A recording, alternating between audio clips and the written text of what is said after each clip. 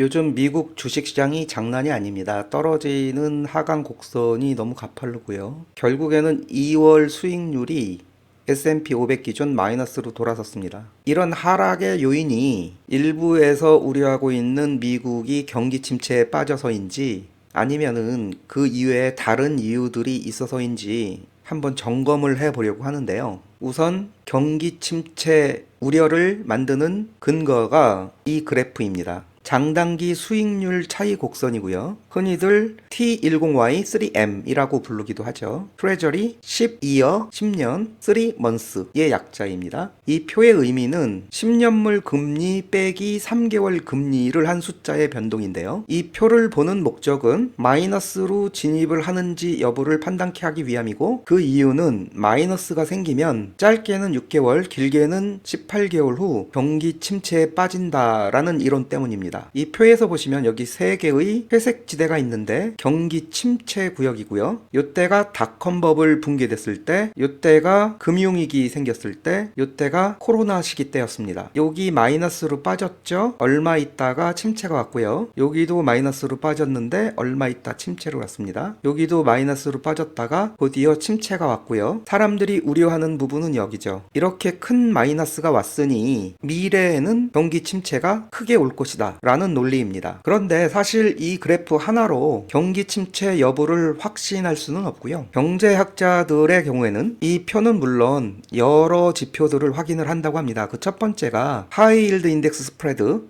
요거를 많이 보죠. 요거는 정크 본드 금리에서 미 국채 금리를 뺀 수치의 변화인데요. 뒤에 가서 자세하게 한번 설명해 보겠습니다. 그 다음에 한동안 말이 많았던 샴룰 있죠. 실업 관련된. 그리고 실질 GDP 성장률도 봐야 되고요. 기업 프로핏, 기업 마진도 봐야 되고요. LEI라고 하는 선행 경제 지수도 봐야 되고, 주택 시장이 어떻게 돌아가는지 지표도 봐야 되고요. 빅스 지수도 중요한 지표 중에 하나입니다. 이 여러 가지를 다 보고 대부분의 방향이 침체 쪽을 가리켰을 때, 아, 침체가 오는구나 라고 판단을 하게 되는 것이죠. 지금 이 표는 침체를 가리키는 것 같은데요. 그럼 나머지 지표들도 침체를 과연 가리키는지 그 부분을 한번 오늘 따져보려고 하는 것입니다. 장단기 금리 역전된 거는 앞전에서 설명을 드렸고요. 이 표를 볼 건데요. 이 표는 하이힐드 인덱스 스프레드라고 합니다. 정크 본드 금리에서 미 국채 금리를 뺀 숫자의 변화 곡선인데요. 정크 본드라는 거는 신용도가 낮은 회사채를 이야기합니다. 신용도가 낮기 때문에, 다시 말해서 위험한 회사이기 때문에 국채보다는 훨씬 높은 금리를 주어야지만 본드가 팔리겠죠. 예를 들어서 국채 금리를 4% 준다고 가정을 했을 때 국채를 사는 사람 입장에서는 정크 본드는 4%보다 훨씬 높은 이자를 줘야지만 사겠죠. 그런데 지금 경제가 굉장히 안정이 되고 잘 나가는 상황이라면 국채보다는 조금만 더 이자를 높게 줘도 수익률이 높기 때문에 정크 본드를 살 수가 있습니다. 반면에 지금 경기 침체가 우려가 되고 경제가 너무 안 좋다라면 이 정크 본드를 발행한 회사는 위험하겠죠. 망할 수도 있고요. 그러면 그런 위험을 감수해서라도 정크본드를 산다면 아까 4%보다는 훨씬 높은 7%, 8%, 9% 정도를 줘야지만 살 것입니다. 이 원리에 의해서 이 스프레드가 넓어지면, 다시 말씀드리면은 정크본드의 이자는 높아지고 국채의 이자는 낮아지면, 스프레드가 넓어지면 경기 침체가 올 가능성이 높다라는 이야기고요. 스프레드가 좁아지면, 정크본드와 국채의 금리 차이가 적으면 경제가 안정되고 경기 침체가 올 확률이 낮다라는 뜻입니다. 이 표를 보시면 이 회색 지대 하나 둘 세 개요. 이 스프레드가 굉장히 높죠. 여기는 더 높습니다. 그리고 여기도 높습니다. 퍼센테이지로 보면은 이곳은 거의 10%, 여기는 20%, 여기는 한 8% 정도 되네요. 이 정도 됐을 때 경기 침체가 왔다라는 거고요. 그런데 현재는 2.8%입니다. 정크본드의 금리를 국채보다 2.8% 주어도 팔린다라는 의미고요. 이 수치는 매우 낮은 수준입니다. 이 스프레드가 낮다라는 것은 경기 침체가 올 확률이 대단히 낮다라는 의미이기도 합니다. 앞선 장단기 금리 차와 아주 다른 숫자를 보여주고 있죠. 다음 표 보겠습니다. 이 그래프는 미국의 실질 GDP 성장률인데요. 역시 회색 지역이 경기 침체 구간입니다. 이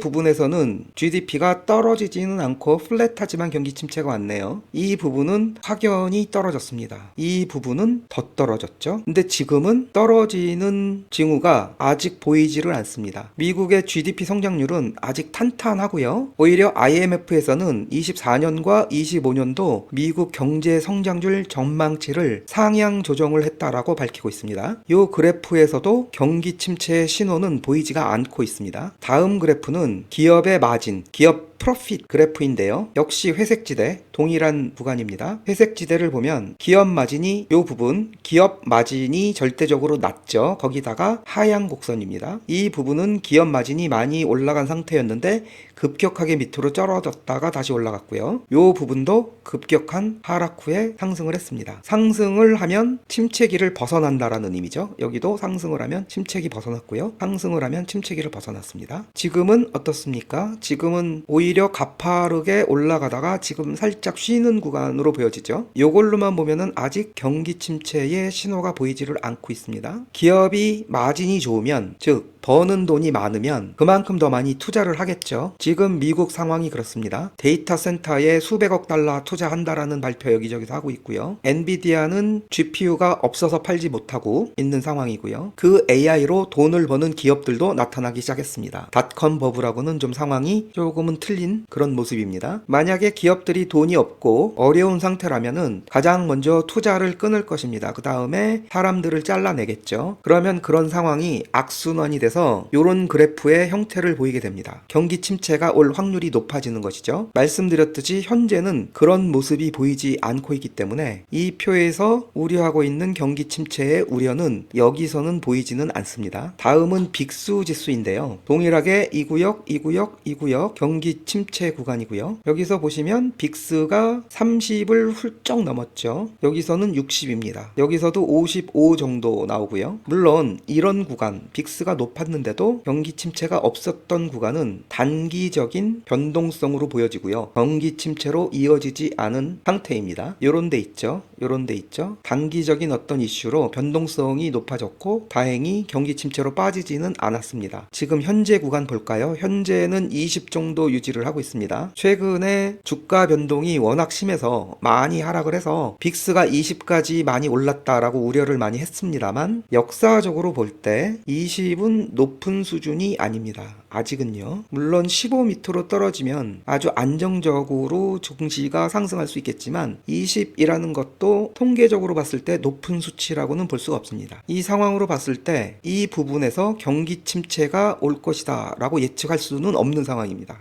앞선 지표들을 여러 개 살펴봤는데요. 우리한테 경기 침체의 우려를 던져주었던 장단기 금리의 역전은 경기 침체의 신호로 우리가 역사적인 경험으로 생각할 수는 있습니다. 하지만 말씀드렸지만 여러 개의 지표들을 다 보고 검토한 이후에 예측을 하는 게 맞다라는 가정으로 놓고 봤을 때 우리가 살펴본 하이힐드 스프레드는 2.8%로 현재 매우 낮은 상태입니다. 국채보다 아주 높은 금리를 플러스해 주지 않아도 정크 본드가 팔린다라는 이야기고요. 국채를 사는 사람들 입장에서는 경기에 대한 불안감이 있으면 그런 상태로 정크 본드를 사지는 않겠죠. 즉 시장이 경기 침체로 빠져들지 않는다라는 판단으로 정크 본드를 매입하고 있는 거라고 생각이 듭니다. 실질 GDP 성장률 이 지표를 보더라도 미국의 GDP 성장률은 매우 탄탄합니다. 매우 좋기 때문에 갑작스럽게 꺾여서 경기 침체 신호를 찾아볼 수 없는 상태이고요. 기업 마진도 매우 탄탄하게 상승하고 있습니다. 투자를 계속한다라는 발표들이 많이 나오고 있고 투자를 줄이거나 인원을 해고한다 이런 뉴스들은 찾아볼 수가 없죠. 빅스 지수도 단기적으로 20이 넘어서 변동성이 크다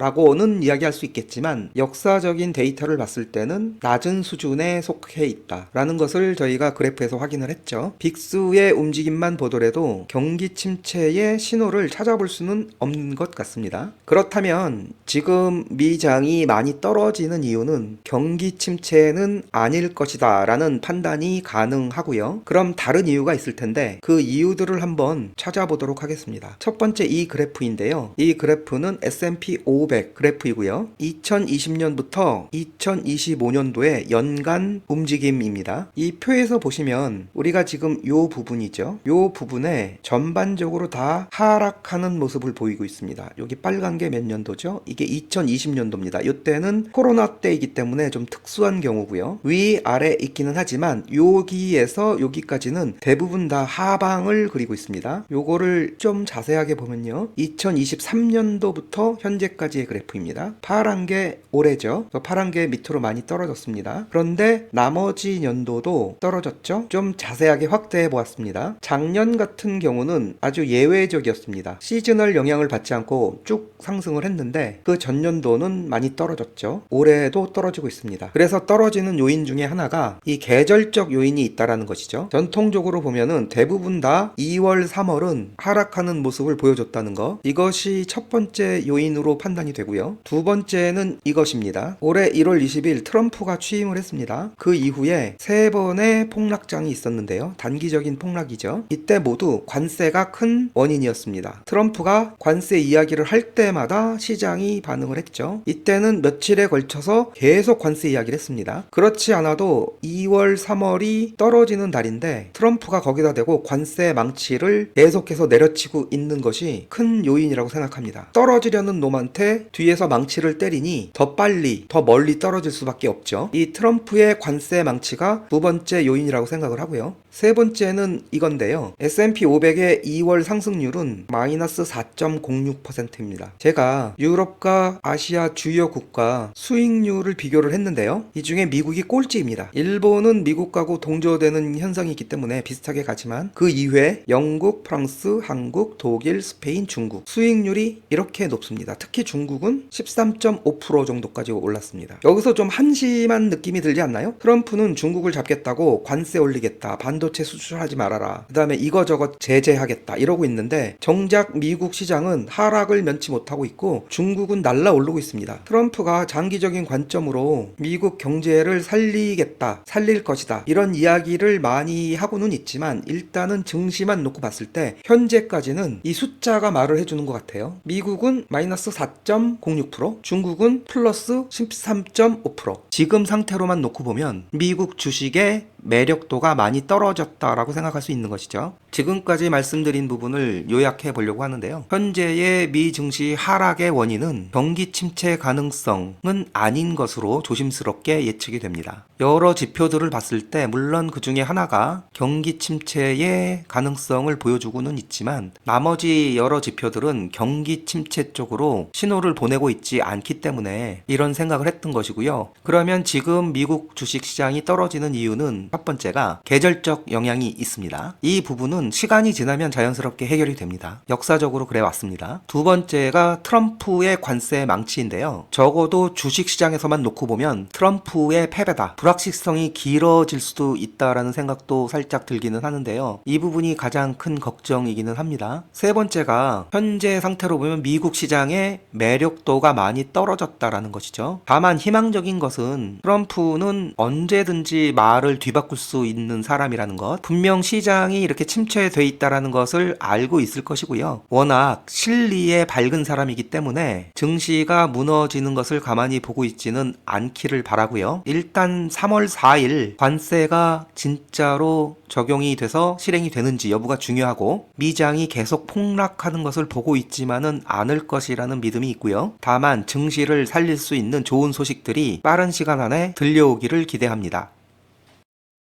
오늘의 요약은 여기까지입니다. 구독과 좋아요 부탁드리고요. 좋은 하루 보내시고 다음에 또 뵙겠습니다.